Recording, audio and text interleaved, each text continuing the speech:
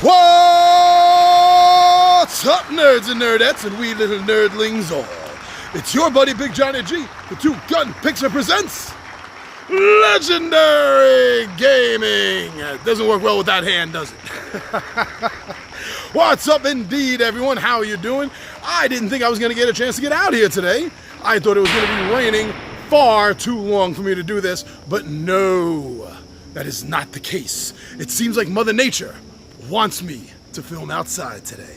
And this is another Midday Monologue Monday. Wow. And the subject I have today has to do with board games. Whoa! Who would have thought that I would be talking about board games, right? I mean, yeah. Must be the end times, my friends. Must be the end times. I wanted to talk about something specific. And you may have noticed that I do a lot of solo gaming for my channel. But I don't get to solo all the games that I want to. Because, well, some of them just aren't playable solo. Why? I mean, I guess I can understand to a degree for some of the games. Oh, sorry, I thought the timer had stopped. I thought I stopped filming for some reason. Just wanted to check that. No, but yeah, there are games I don't get a chance to solo because they just can't be soloed. And I really wish some of these games could comfortably, easily, and by the rules, be soloed. But no! I'm not that lucky. But why don't we talk about a couple of the games that I really love, and I wish some of the geniuses at these publishing houses, some of these game creating masters would somehow figure out how some of these games could be soloed.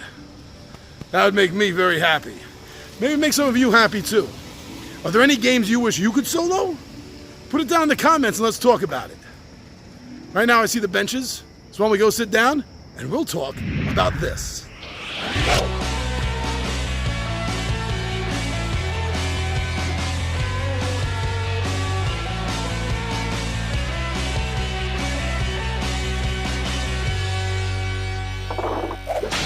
Shut up and sit down. Here we are down at the bench. Like I said, I didn't think the rain was going to stop today. I thought I was going to have to hold off on this and do this indoors later tonight, but no. Here we are, we got the chance. So yeah, like I was saying, there are games I have in my collection that I absolutely love. Love playing these games. But if I get stuck and there's no one around, they can't be played solo. Really? We're in the 21st century already? We got probes on Mars. And every board game can't be soloed? Well, I guess I understand, the reason for some. Actually, the ones I was thinking about, I totally understand why they can't be soloed, but that doesn't mean that I don't wish that somehow someone would figure this out so you and me could solo these games if we wanted to. The first one I'm mentioning because, I love it. And at this point, an expansion just came out for it that I kickstarted, I got, and if you didn't see it yet, it's coming up. It's coming up. I'm not sure how the placement of these drops are going, so if you didn't see it yet, it's coming up. And that is a game by Colossal Games. The original game, the base game, the core, Western Legends. Fantastic game. I've talked about it a bunch of times, where you get to actually play out real life, fantastic people from the American Wild West. But this is more of the American mythology of them. It's the Jesse James and the Wyatt Earps are more like the way we're told that their lives really went. Not the way things really panned out.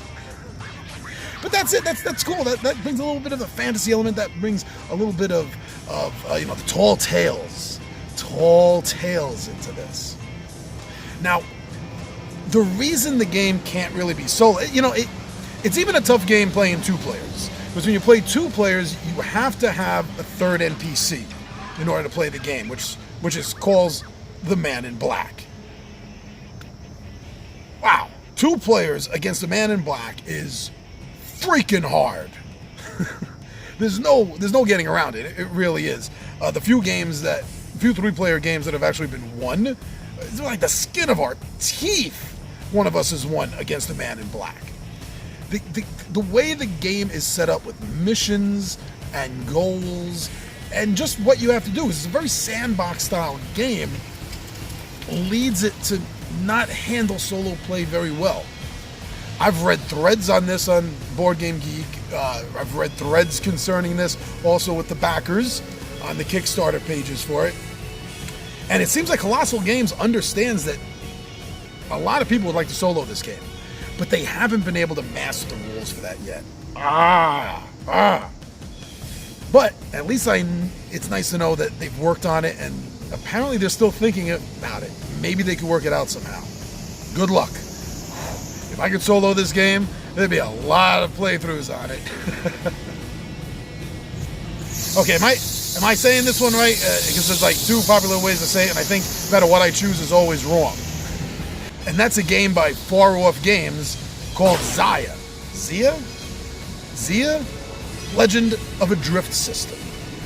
Now this is a very sandboxy game as well.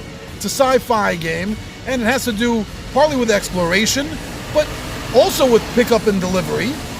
And you can get bounties put against you if you're not a nice player. Now the game does not handle one player because there's no real competition. What the game I think would need would be some sort of AI deck. Maybe even 2 AI decks for the game. One if you're wanted and one if you're not. And the cards will choose what the NPC player is going to do. Off the top of my head, that's the only way I can figure that Legend of a Drift System would be able to pull this off. I'm not sure if they've tried already, and unlike Western Legends, I haven't gone on Board Game Geek boards to see if there's anything that they have to say about this. So I'm a complete blank. You might know more about it than me if you looked into soloing this game. Yeah, it's a point system game. It's just you do a job, you get points, and then from there you end up winning or losing. It's not really raining. This is all coming down from the tree above me. A little bit of a wind came in. It's still fine. But yeah, that's the only way I can really see about this game working like that. And I don't know if anyone's thinking about it. I don't know if the production team or the publishers have had this cross their mind about something they want to do in the future. But hey, in the meantime, I still got to get the expansion for it. I haven't gotten that yet. Forsaken Star, Forsaken Sun. I haven't gotten that yet. So I'm looking forward to that. But I really wish this game could be soloed. I'd be playing it a lot more. This is another game I've talked about several times on the channel because I love this game so much. Me and the 20-Sided Warriors, whenever we get a chance to actually play the game, it's never a dull time. And we always have stories to tell afterwards. And that's by Osprey Games. And the title is Escape from Colditz. Now, as I've mentioned several times, this is based on real-life experiences of individuals who had escaped from Colditz Castle during World War II, which was allegedly the most well-guarded POW camp in Nazi Germany. It's really where a lot of the officers were sent that were caught. So they had a little bit more leeway than some of the some of the other soldiers. Being officers, they did get the chance to have better escape attempts. And this game plays it out. But because of the way the game is playing it out, it comes down to one player versus all. Right? One player has to be the German Nazi guards, while the other players are from other countries. And each player is running an escape officer who's in charge of multiple people, multiple soldiers underneath that player.